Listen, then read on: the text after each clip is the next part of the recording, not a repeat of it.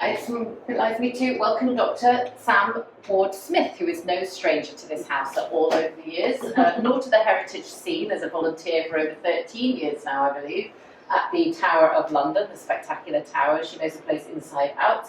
And between building a career in the finance world, she's also done her PhD in English literature in her spare time, if that exists, and has gone on to have a successful career as a historical novelist, which is very exciting. So both the Tower of Vengeance and more recently Ravenscourt, which we're here to hear more about, the actual inspiration behind this and how to evoke this extraordinary sense of Gothic atmosphere, the haunted house, the chilling screens, the question of underlying palpable anxiety.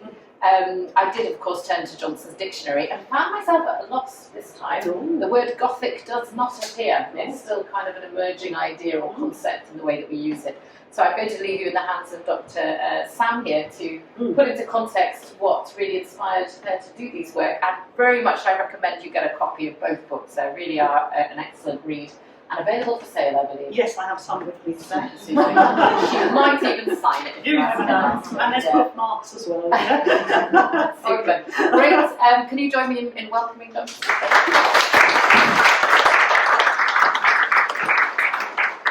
Well, thank you everyone for coming, and thank you to Dr. Johnson's house.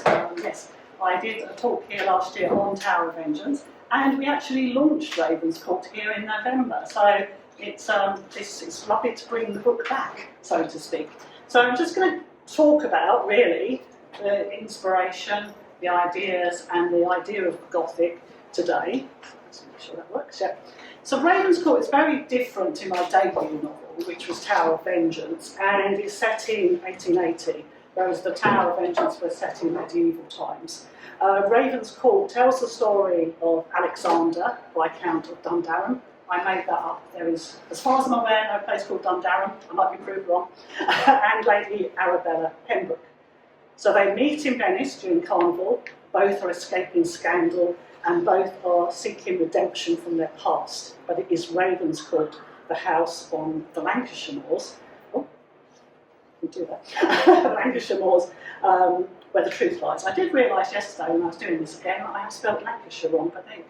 I think I have anyway. Anyway, this talk's going to situate the book within its historical context and examines the rights of women, the Gothic trope, and the settings within the book.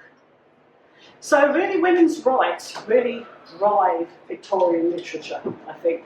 It's a period of major social restriction for women, followed gradually by legal reform and activism that lays the foundations for women's rights today.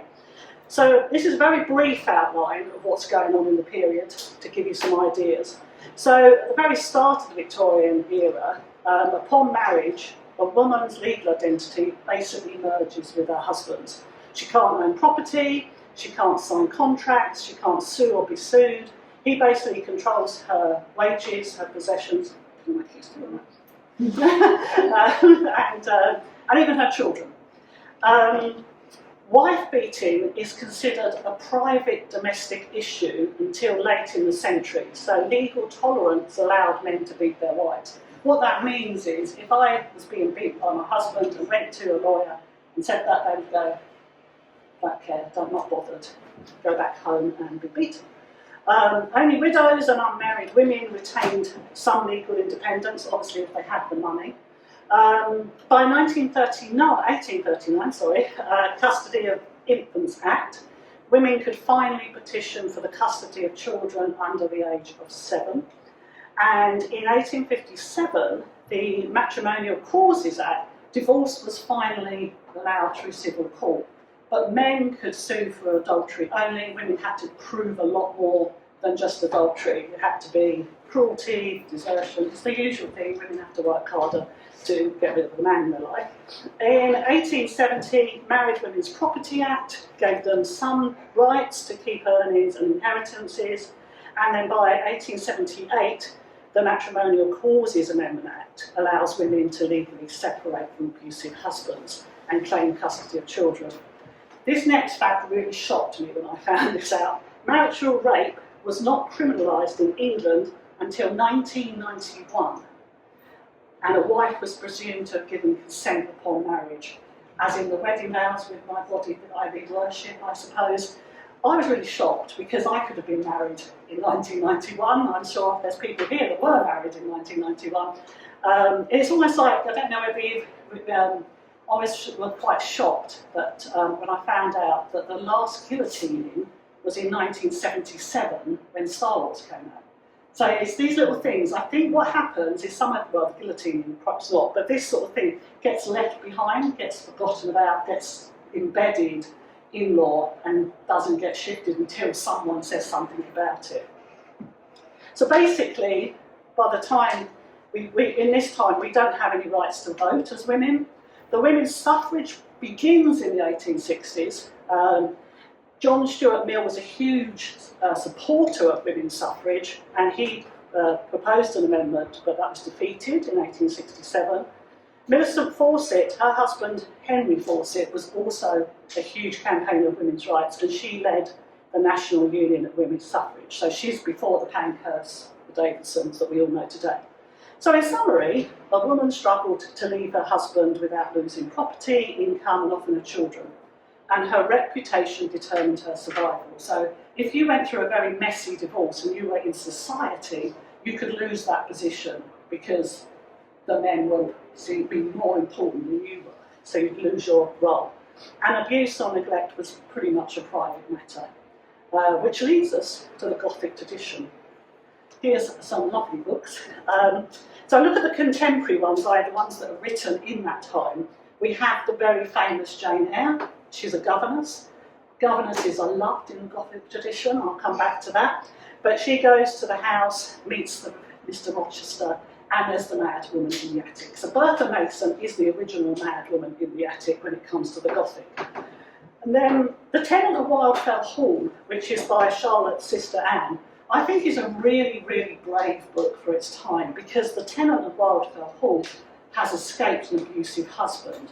And if you think about what we've just been talking about with abuse and things like that, this is a pretty interesting book that's written in the 19th century by Anne Bronte, and very undervalued, I think. Then we have The Woman in White, the lovely Asylum in the background. We're going to be talking about Asylums. I love that book as well. And then we have two books here that are called sensationalist fiction. They're written by women, and they're quite interesting because both of these women are sort of anti-heroines and they leave their husband, but by the end of it, they've realised stupidly that how silly of them to leave their husbands. The Yellow Wallpaper, another very great book, and looks at coercive control in a marriage, mental gaslighting, that sort of thing. And then we come to more modern books. So Wide Sargasso Sea, if anybody hasn't read this, go and read this. This is the prequel, so to speak, to Jane Eyre. And I'm not really a big fan of prequels or sequels by people that didn't write the original, but this one is brilliant. It tells Bertha's story and how she ends up in the attic. We also have The Silent Companions by Laura Purcell. So that's a creepy house with creepy servants and all this. So the house is always really important in the Gothic. Then we have Mrs. England by Stacey Halls. Another servant, well, governess goes into the house. And Mrs. England, I think the author has named her Mrs. England as if she represents all the abused women in England. So another abusive story. And then Rebecca. That's not really a Victorian novel, I know, it's the 1950s. Sorry. But it has a lot of Gothic tropes. It has the famous house, Mandalay. It has the dead woman. It has Mrs. Danvers, who was a Gothic character, if ever there was one. And also, when you think about Max's second wife, Mrs. de Winter, who knows her name? Does anybody know Mrs. de Winter's first name? No, because she's never named in the book, and that's deliberate. She's so insignificant compared to Rebecca that she's never named. She's always Mrs. de Winter. And then, so the Gothic tradition, which is the haunted house, which hides secrets, abuse, or crimes, which really reflects a woman's mental state or social confinement, locked rooms and attics, repression, emotional imprisonment, good old Bertha. sexual and emotional repression, silence women and servants, and the governess. Now, going back to the governess has a very unusual role because she's neither below stairs or above stairs. She's in the middle. So she's detested most of the time by the servants because they're jealous of the fact that she has a different role to them, but she's not really seen as part of the family. But she has that role where she can go upstairs and downstairs, and she's often seen suspiciously by both family and servants. And then we've obviously got the violent or conservative husband, and finally madness, which is a subject all of its own. So challenging the Gothic tradition, obviously my book, Ravenscourt, but also these two, there were others, I'm just going to touch on these two. This one, Behind a Mask, by Louisa May Alcott, I was really surprised about. Everybody knows Louisa May Alcott from Little Women, from the March Sisters, from Marmee and Giving Away Your Christmas Present. This book is very different. This tells the story of another governess, Jean Muir, who has left her previous position under a cloud. She goes and works for the Coventry family. The men are quite enamoured with her. The women are very suspicious of her. They find out that the reason she had to leave the other place was that the son of the house had got quite attached to her. But she has the last laugh. She marries Sir Hugh, Sir John, who lives next door, and he's the one with all the money. He really controls the family wealth. And at the end of the book, she marries him and goes, ha ha. And they're all, no! Victorian Psycho. I don't know if anybody in the room has read Victorian Psycho. This one really does take an axe to the Gothic tradition. I'm not going to say too much. It's pretty, what's the word? I mean, someone said it's devilishly clever. It is, again, she's a governess that goes in. I think you should read it. It's a bit of a shocker. And then my book, Ravenscourt. So it brings me on to asylums. So asylums, there was an asylum boom during the 19th century. Hundreds of these county asylums were built between 1845 and 1890, often these huge, isolated, beautiful buildings, but they're part hospital, part prison, part moral institution.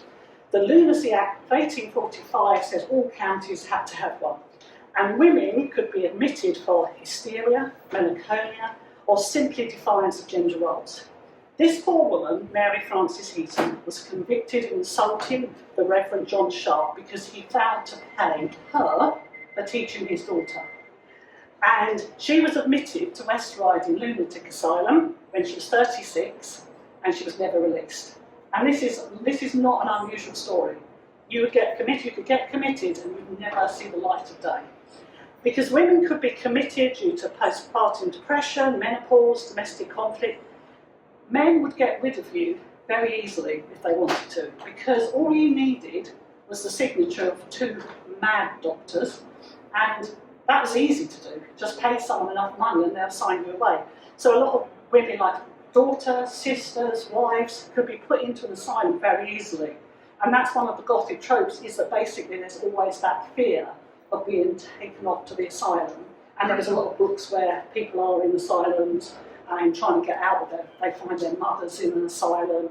And also, but some of the time it can have negative effects. So Mr. Rochester would put Bertha in the attic rather than saying he married this woman. People don't even know he's married because he's hidden her in the attic. Sorry. So the asylum becomes a symbol of patriarchal control, especially in Gothic fiction. Now, when I've done talks similar to this before, everyone really wakes up when we talk about asylums. In my local library, everyone was telling me asylum stories. People have worked there. So I thought, I'll put in my asylum story. When I used to live in Brentwood, we had Worley Hospital on Worley Hill. It's literally a 10-minute walk from my house. It was an asylum that was officially opened in 1853. Notice the name then was Essex County Lunatic Asylum. By the 1920s, we dropped the lunatic and we called it Brentwood Mental Hospital. By 1953, it's Worley Hospital, and in the 1980s, it's in decline. But we went to see, my uncle was born with learning difficulties, so sometimes he would get a bit, have a lot of depression. So he would just go there for a bit of respite. He wasn't committed there, anything. He was happily married, he had a job, but he had issues mentally, and so he would go to Wally, we'd go and visit him. And my sister taught art therapy as part of her work experience there. By 2011, it was redeveloped as the galleries, luxury homes. Now, I don't know about you, I have an issue with these buildings becoming luxury homes. Not because of the people that are committed there, but what was done to those people, the treatment of those people. That you could be in a room where something really horrible was happening to people who really didn't deserve that. So that's just me. But it's a beautiful building. And that's West Riding. So this is where Mary Frances Heaton was kept. I think this has now been developed as well, as all of them have. Oh, that's quickly on to slavery. I'm touching briefly on slavery. There's a bit about slavery in Ravenscourt, so I thought I'd better talk about it. So really, by the time I'm talking, it was pretty much abolished, because in 1807, Britain abolishes the slave trade. 1808, US bans slave imports, but by 1838, full emancipation in most British colonies. The difference is that banning imports meant you couldn't bring any new slaves in. Emancipation meant that you had to free slaves, you couldn't own slaves. So that's the difference. In 1860, there was the illegal voyage of the Clotilda, where an American, Timothy Meeher, financed an illegal ship to bring African slaves into America. And 110 slaves were secretly transferred to another boat when the ship reached Alabama. And that ship was burned and deliberately sank, so there was no evidence. They pretty much burnt and sank the evidence, and no one was ever convicted. Emma Langdon Roach wrote this book, and I went to a talk by her at the British Library, and she went and spoke to relatives of these poor people, and they had all their survival stories and what happened to them afterwards, which is very interesting. So in 1865, the US slavery abolished after the Civil War, and by 1880, slavery was already pretty much a dark past, and abolitionists were celebrated.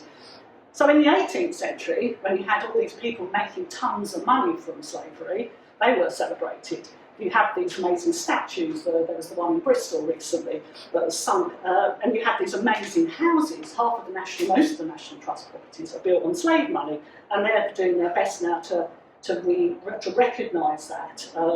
So really, by this time, by the end of the 19th century though, they had moved on quite a bit. So turning to the book, Ravenscourt, Alexander is the son of a duke, but he's a modern man. So he wants women's rights, better hospitals for the poor, an end to asylums. Arabella is an American widow, but she's not a rich one. She's not what they call a dollar princess. Her parentage is unknown. Her uncle is a businessman, and her first husband was an English merchant. So society sniffs at Arabella. She's not Duchess material. She's pretty much an outsider. So I am doing some readings from the book. I apologise to my audio narrator, Lara, who's sitting there, because I know I'm not going to do anything near as good as her. So this is a letter from Alexander's father to Alexander when he's heard about Arabella. Alexander, word has reached me of yet another one of your inappropriate liaisons with a woman. Not content to stick in with your own class, you now take it upon yourself to cavort with the widow of a merchant and an American too. Good grief, boy. If you need sexual gratification, why can't you use a prostitute like any other man? Your mother is beside herself to hear this woman is also part of the so-called women's movement, as you know well our views on that. Women have no role in the politics of this country. So Arabella pretty much epitomises the struggling woman in the Gothic tradition. So we can now go on to my setting, Venice. So Venice is a lovely set to begin with. That's where it starts. The book starts in Venice, and it's a lovely setting. It means I'm not even touching this. Obviously, the ghost of Arabella was. It's a lovely place to go and do a research trip, so why not? But also, there is an actual reason why I picked Venice. When I read A Passage to India some years ago by Ian Forster, I was really struck with the start of the book, where he talks about Chandrapur, which is a fictional British station in India. And he starts describing Chandrapur by describing the beautiful English club, the polo lawns, the lovely bungalows, and he goes all the way through it to when he gets to the slums of Chandrapur. And I really like that whole way that he does that, that underneath this beauty is decay. And I think Venice really does do that, very much so, that you have this amazing, beautiful setting that Arabella and Alexander could go to walk there now and not much would have changed. They would recognise the buildings. It's absolutely stunning. But underneath it, we do get decay. And I'm just going to read you a little bit where Alexander arrives in Venice. He marvelled at the magnificent palazzos lining along the water's edge, each seemingly more beautiful and grander as they edged closer towards the hotel. He did not register the decay beneath the silken green water, the rottenness of the city's foundations, nor the ugliness which tarnished its beauty. A beauty that was a facade, a carnival mask covering the dark truth that nothing was as it seems. Oh gosh, it's definitely leaping about. So we are going to go into it. So I like the idea of masks and things like that, which is why I did set it in Carnival as well, because there's this idea that we all wear a mask at a time. If you look at Louisa May Alcott's title, Behind the Mask, we all have masks that we present to different people at different times, and I think that's where Venice and Carnival can give me a really good metaphor for what happens in this book anyway. So Carnival, by the 19th century, it wasn't what it was in the Middle Ages because it had been abolished in 1707. But it gradually begins to reappear, but only as private parties. And I read Effie Gray's diary. She's John Ruskin's wife, who's very famous when he talks about Venetian architecture and stuff like that. And she describes going to Carnival balls in 1850 and going to Cappuccina, the famous masked ball. So I took some fictional licence and I kept it to the private parties in the palazzos. But it's quite interesting because even by then it's become very much whether you are rich enough to go to Carnival and you know the right people. And I think we can probably much agree that even now that's very much the same. Well, I can't afford to go to Venice during Carnival time. And then I use a lot of landmarks in the book. So the Danieli, which is the most famous hotel in Venice, then dates back to the 14th century, but was converted into a hotel in 1824 by Giuseppe Danieli. The Grand Hotel Britannia, which was the first hotel to have electric lights, that's now owned by the Regis Group, another luxury hotel brand. So both those hotels I can't afford to stay in unless you buy my book. I might get a cup of coffee in there. San Salvador is an island in the lagoon that housed a famous asylum and hospital. And it's run by a group of monks, and they were really into sanitisation well before any of us were, and having cleanliness in their hospitals. They had an amazing pharmacy, but they also had an asylum, which only closed in 1978. But their treatments were pretty much the same as the Victorian ones, not in 1978, but at the time the book is set. And then there's Florian's, the oldest coffee house in Italy, founded in 1720, and it was the only coffee house that allowed women, although they had to sit outside in San Marco. I have sat outside and inside. I can afford that. It does cost a lot of money, but you know. So, next. So, Palazzo Grimani. When I Googled, I wanted to go to some palazzos, and I pretty much Googled palazzos that I could go, you know, where can I go? And Palazzo Grimani was one of them, and it's a state museum now. It was owned by the Grimani family, and it's absolutely stunning. If you haven't been there and you go back to Venice, do go and see. This is an absolutely stunning sculpture. The room, the Tribune room, I was just blown away when I saw it, and it became a huge motif in the book. because you might not use it anyway. So it was built in the 16th century. It's now a museum, and I'm going to read you just a tiny bit from a book about when Alexander first sees this statue.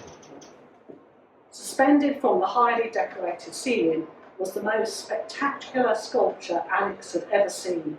A naked youth was clasped in the grip of a large eagle who was carrying him upward to the window, which appeared high in the ceiling above them. Only the moonlight lit the room, making the sculpture eerily luminous. The rest of the collection was in the shadows, insignificant to the entwined figures.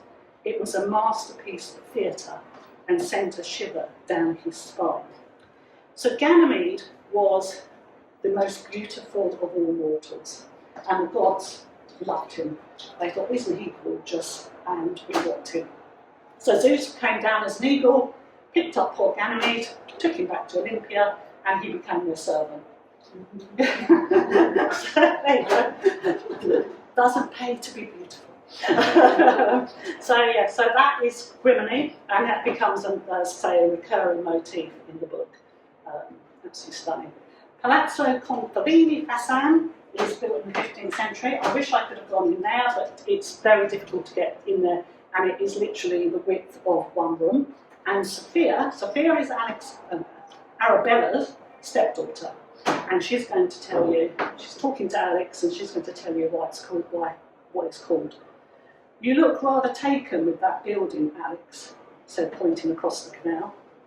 It is called Palazzo Confinement, but it is known as the House of Desdemona, she whispered. Desdemona? Wasn't she the wife of Othello? He asked, recalling the Shakespeare's tragedy he had read at school. Yes, local legend has it that the palazzo was home to Nicola Contarini, known as the Moor, because of his dark skin.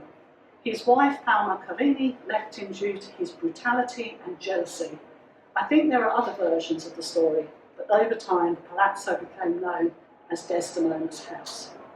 A chill came over Alex as he remembered the play and the senseless murder of Othello's innocent wife. So that's interesting. That is true. That is true about it. It is known as Desdemona's house. I use a lot of the palazzos in the book, and they're all based on real palazzos. If I name a palazzo in the book, it is a palazzo. I obviously couldn't go into most of them, but I've got books on Venice going back, so I can describe. So if I describe a palazzo, that is literally what it is described as. If it's got, double staircases going up here, there, and everywhere, it has. I'm very much into making my settings authentic. I do love a good setting. And that brings us to Ravenscourt. So in the book, they meet in Venice, they go back to London, things happen, I won't do too much of spoiler alerts, and Alex has to go to Ravenscourt to find out the truth behind Arabella's first marriage to Charles. So obviously Ravenscourt doesn't exist, but as I say, I do love a setting. When I wrote Tower of Vengeance, it was really easy because it's a Tower of London, I can pop in there any time and immerse myself in it. But I was thinking, well, what does Ravenscourt look like? And I had all these ideas, but I really like to walk myself through a setting. So I Googled, Victorian Gothic houses, and this came up. This is Tinsfield, just outside Bristol. It's a National Trust property, and it is just perfect as a Gothic house. Look at it, the staircase is really important. I even used that lovely portrait in the book. I used the lovely old door. I used the turret room because I'd done a first draft, and when I sent it to my editor, my developmental editor, she said, we need more Ravenscourt. And I thought, God, I'd only really just looked at pictures of this, so I thought I'd better go and visit it. So off I went, had a nice little weekend in Bristol, and went out to see Ravenscourt or Tinsfield. So as I said, it's a National Trust property outside of Bristol. It's quite modern for 1880. It was built by William Gibbs in 1863, and that was perfect as well because the house is supposedly built by Charles's father. the glass house. So there's a story here about they built this glass house and it was damaged in a storm in 1916, and that gave me inspiration for another scene, so I'll use that.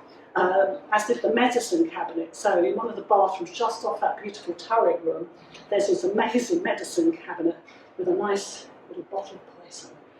So that was great. And the billiard room with the stag's heads, that is in the book as well. So there's lots of little portraits, all sorts of things that I can use that, you know, goes into writing a setting like that. So Alexander's going to take you for a walk now.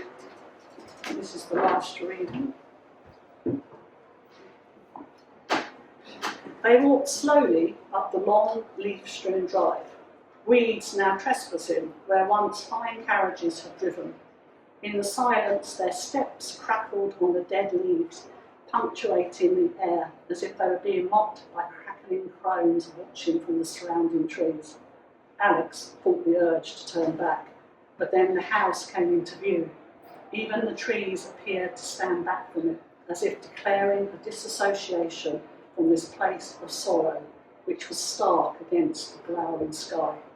With its elaborate windows, silver turrets, gables and spires, and richly patterned roofs, it should have been magical. But as they advanced, Alex could feel the house's reproach. The windows were all shuttered, so there was no welcoming light or sparkle from the small diamond panes of glass as they approached, not any comforting smoke coming from the vast arrays of chimney pots, and the large oak entrance door was firmly shut against the world. Looking up at the clock tower, which formed part of the impressive entrance, Alex noticed even the clock had stopped. It seemed to be a place frozen in time. Just a quick note on Ravenscourt, the name. I did actually see it, I think I saw it on the Antiques Roadshow, and I thought, I like that name. Also, I'm a bit of a Raven fan, so ravens always appear in my books somewhere. So there's ravens at Ravenscourt. They play a very small part in that, so that's where the name comes from. And then finally, Ticehurst Asylum. This is a very private hospital, it began in 1792, and its clientele was really upper class by the time of the 19th century. These pictures are taken from a prospectus issued in the 1820s, and you'd have a lovely summer house, there's a lake. They even had footmen in liveried uniforms that would come down the steps and take you up to your private sitting room. So it's very much for the upper classes. I suppose if you weren't too embarrassed about your wife, you could send her there. It was quite nice for her. And this wasn't the norm for asylums as we've seen. As I said, when I did this, one of these, this talk like this in Shoe Lane Library, which is just around the corner, someone did say, well, what is it now? And I had no idea. Someone Googled it while we were talking, and it's still part of the Priory group, which is, I think you can go there on national health, but you really have to fight. And we always associate the Priory with supermodels and celebrities who go there for a little rest for their various addictions. So yeah, it's interesting to know that this is one place that hasn't become luxury flats, but is just a luxury retreat, I suppose, from the real world. And that's, yes, so you can follow me on all the social medias. Little QR code will take you to my website. You can sign up for my newsletter. I do, as we said before, I do have books. I have some of Ravenscourt, and I have a few of Tower of Vengeance, if anybody's interested in that. And for some reason, this definitely goes. But yeah, any questions at all?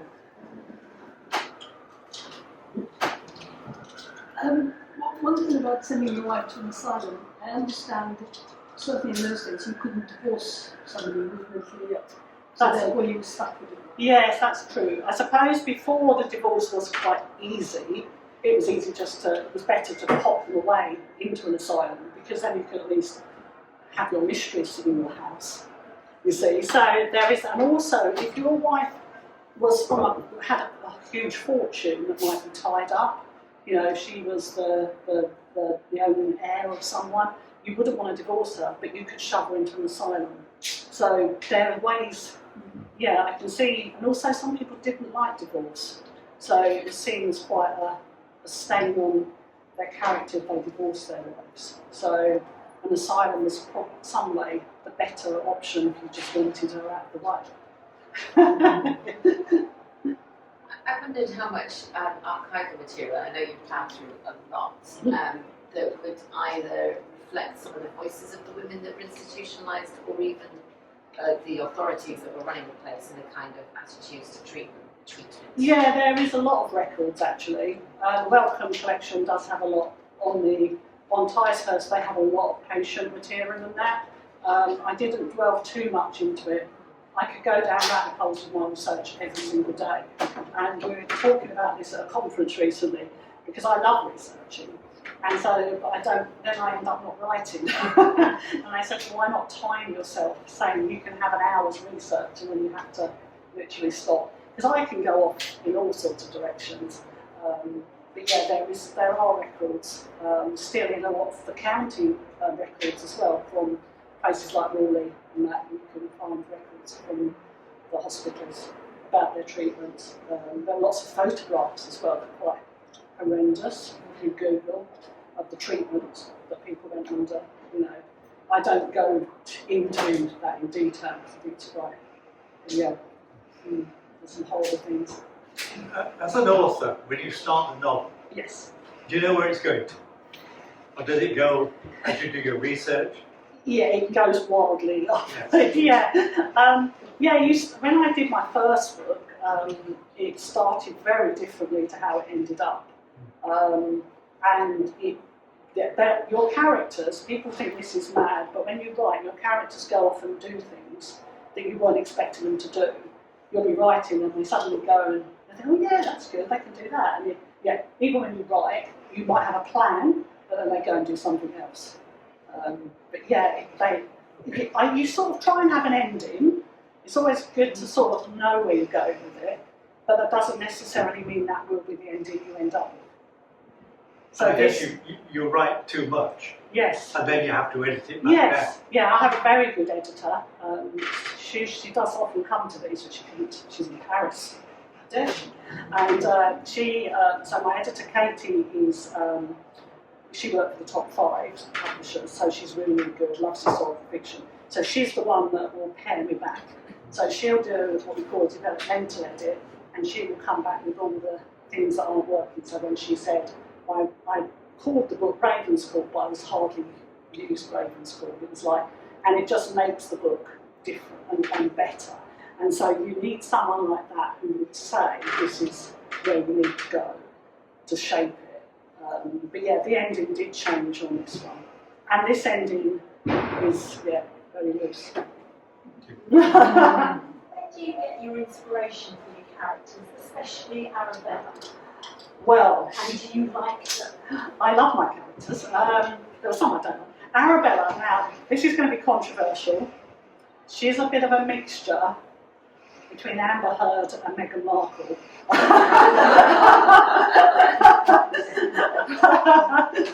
And do you like her?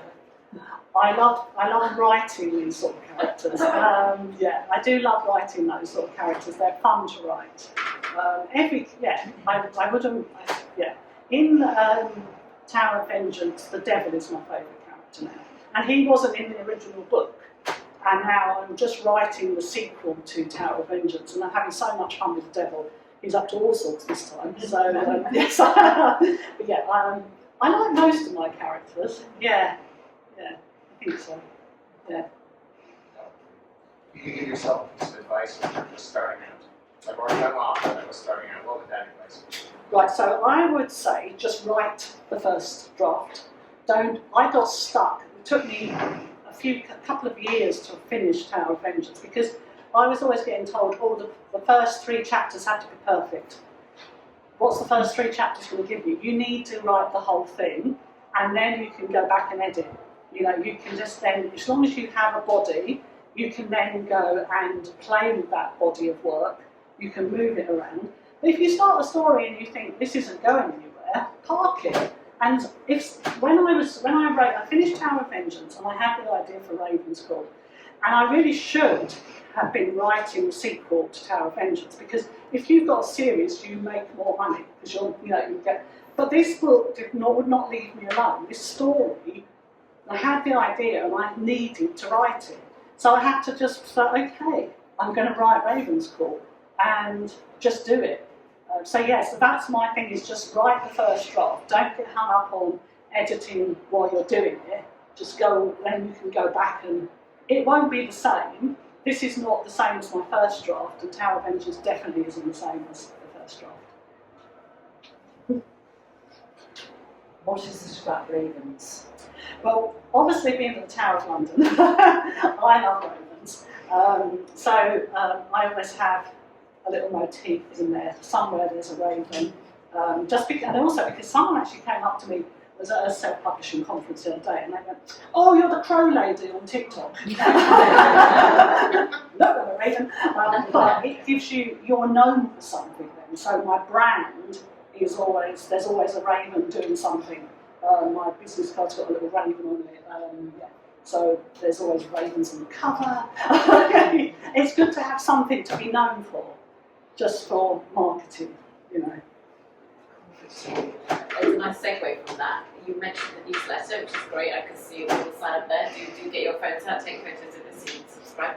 But how much maintenance does the marketing of your work take? How much time? Yeah, it takes a lot. You really have to do a lot. Even if you were traditionally published, you have to do your own marketing. Unless you're Richard Osman or Philippa Gregory, you will have to do your own marketing. So you have to be whatever you're doing. But being self-published, I can literally do what I want, and it's my brand, and I can post whatever I want to post. But you have to learn how to market. You have to learn the tricks. A good tip is getting a scheduling system, so you can get all your social media done for 2 weeks, and you schedule it over. I use Metrical, and it literally would just. So especially if you're away on holiday, or you just don't want to. I do not post every day, but I have a post that comes out every day because I schedule it all. But you have to mix up the content you use. You can't just always be saying buy my book. So you have to find a way that grabs people, gets you a following. I do use Facebook ads. I work with a marketing lady on that, and we have ads going out. Otherwise, people don't just buy off of. Historical fiction is a different one. Fantasy, romantasy will sell on TikTok. My audience is Facebook because it's an older generation. So I'll do Facebook ads to get the reach out there. So that's where it's become much more out there. So I've got readers in America now. I even had someone from Brazil do a review on Amazon, and I was like, oh gosh, where does she come from? And she, so it's just getting that. It's a hard line because you can spend too much time just marketing, writing newsletters, writing your blog, all those bits and pieces that you have to do to keep the books in their people's eye. And also events.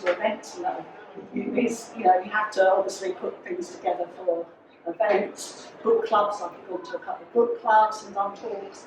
So you do have to, once you've got books, that's the hard bit. When you're just going, la la la, I'm going to write, you're having a time. But when you've got those books, you don't want them just sitting there. You need to get them out there. And they're your babies. You want people to read them, and you hope they like them. And having said about the review from Brazil, have they been translated? No, I hadn't translated them. So she obviously read it in English. I haven't done translations as yet.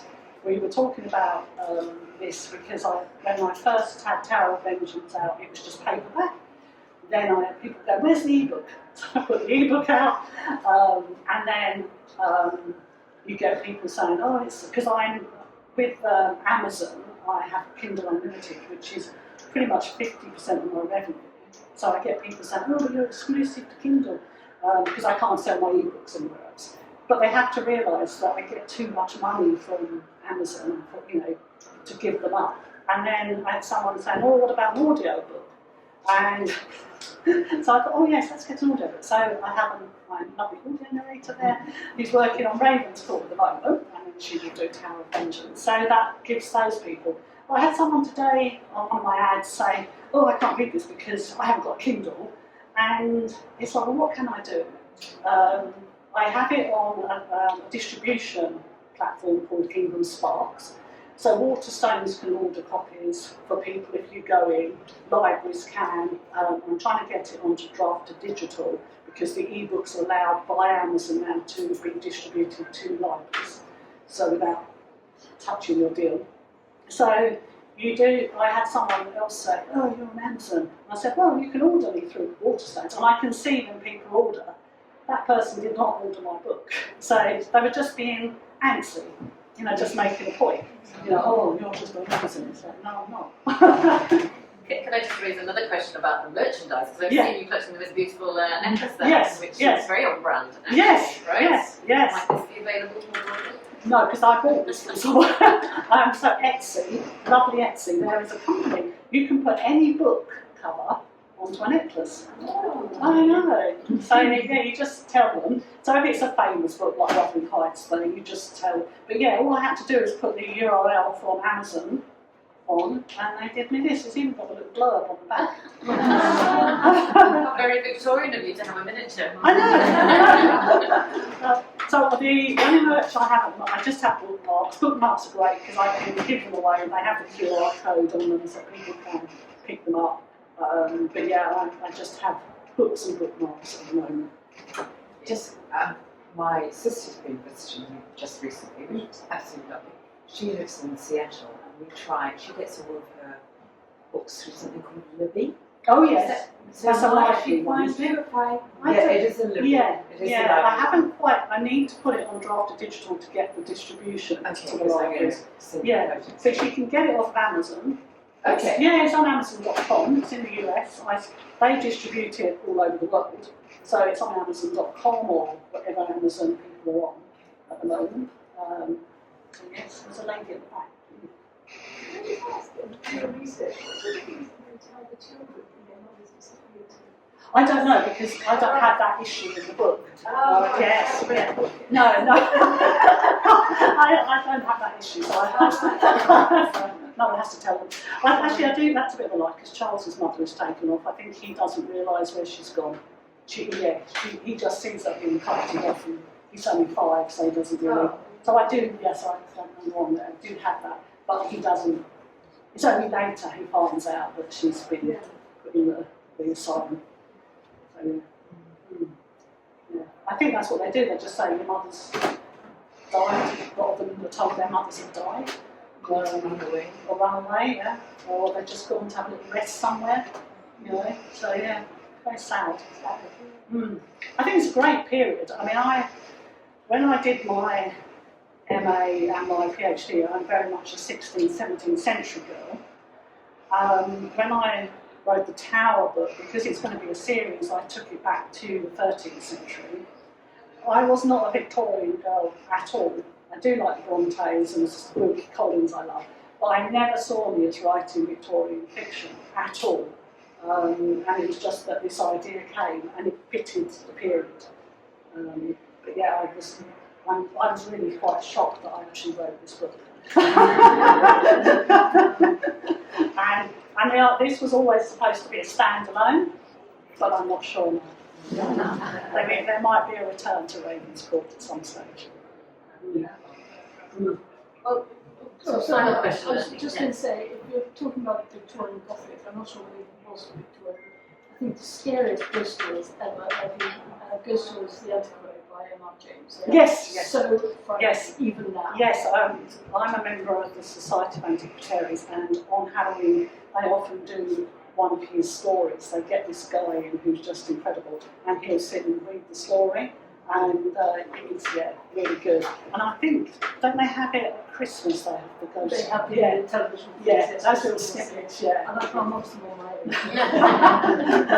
Well, I know a friend of mine who read this. There is a bit in, and she was like, I just couldn't really sleep well afterwards. So there you go. Yeah. I was like, really? Yeah. Well, could everybody join me in thanking Sam for today?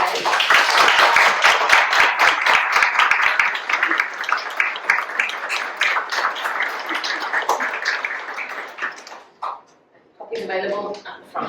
Yes, I'll just have to get my suitcase out.